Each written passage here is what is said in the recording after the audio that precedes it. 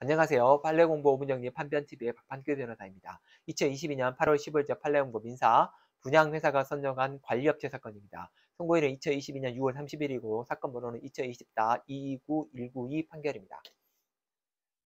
이 사건은 이제 용역비 관리비 반환 청구가 본소 반소가 있는데요. 원고는 이제 분양회사가 선정한 관리업체고 피고는 집합건물 관리단입니다. 이제 이 집합건물 관리에 관련해서는 집합건물이 성립을 하면 관리단이 법적으로 만들어집니다. 법적으로 반드시 만들어야 돼요. 관리단이 만들어지면 그 관리단이 이제 사실상 보통 우리는 말하는 입주자 대표회의가 되죠. 그러니까 관리단은 전체가 되고 그중에 입주자 대표회의가 다시 또 의사결정권을 갖고 있는 거죠. 근데 그런 형태, 그런 관리단이 있고 그 관리단이 결국은 집합건물의 그 전유 부분을 제외한 공용 부분을 관리하는 책임을 법상으로 인정해 주는 게 이제 관리단입니다. 그런데 이제 이 분양회사가 분양하기 전에, 분양이 다 끝나기 전에, 관리단이 성립하기 전에도 분양회사가 이 공용 부분을 관리할 필요가 있잖아요. 그때 선정한 업체가 원고가 되고 피고는 이제 건물의 관리단이 선정되니까 피고가 되는 거죠. 그래서 분쟁이 있는데 한번 내용 한번 보시죠. 원고는 2017년 1월 2일 날 분양회사로부터 집합건물 관리 위탁 계약을 체결하게 됩니다. 그러면서 이제 집합건물을 관리하게 된 거죠. 그리고 피고는 2017년 7월 27일에 관리단 집회를 개최해서 관리업체를 새로 개혁합니다. 그러니까 한 6개월 정도 뒤에 관리단 집회를 열어가지고 이제 처음 개최를 조직을 만든 다음에 새로운 관리업체를 하는데 이 피고는 2017년 10월 27일 날 분양회사에게 관리업 인계를 요청을 합니다. 근데 원고는 우리 관리 업무 권한 아직도 있다. 넘겨줄 필요 없다. 그래서 관리 업무를 인정을 안 해줍니다. 그러면 그 근거를 뭐라고 들냐면 분양계약서를 봐라. 분양계약서를 보면 분양회사가 지정한 관리업체가 5년간 이 아파트 관리한다고 분양계약서에 써있다.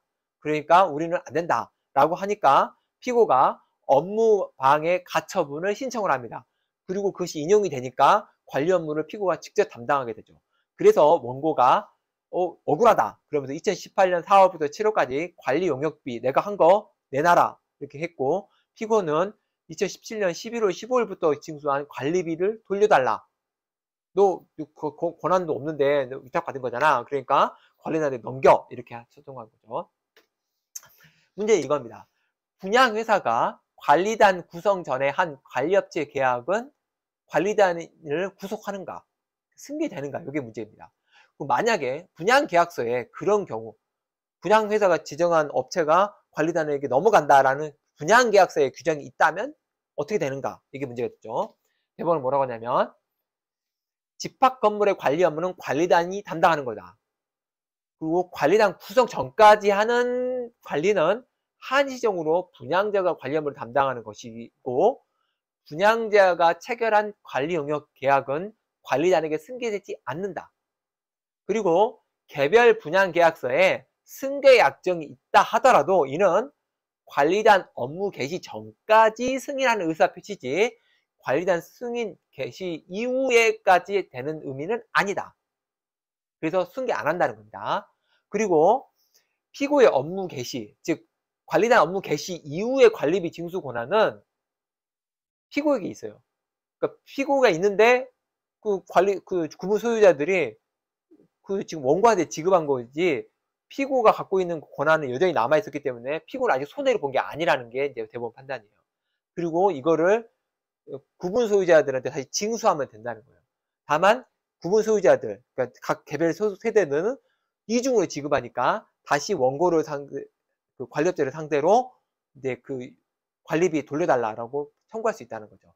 그래서 어쨌든 이 사건은 법률 관계를 관리단이 성립을 해서 업무를 담당하기 시작하면 그때부터는 분양회사가 하는 어떠한 관리업체도 업무가 종료된다는 걸 대법원이 판단하는 거죠.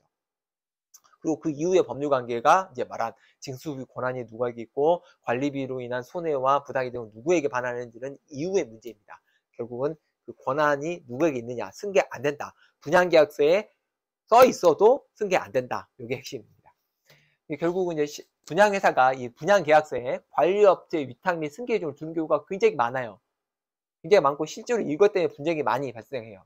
그런데 이러한 분양계약서는 업무 개시 전까지만 유효하다는 의사표시에 불과하지 승계된다는 규정이 아니라는 걸 대법원이 해석하고 있는 거죠. 그리고 관리단은 곧바로 새로운 관리업체 선정해서 관리업체 하면 되고, 이런 장기 미분양이라든지 분양회사 분쟁으로 인해서 관리업체 선정에 관련해서 치열한 분쟁이 있는데 대법원이 이거를 이렇게 정리를 한 거죠. 관리단에게 승계되지 않는다는 걸로. 향후에 신규 분양 아파트 같은 경우에 문제가 있을 때 이 판례가 잘 이용될 수 있을 걸로 생각이 됩니다. 이상 마치겠습니다. 감사합니다.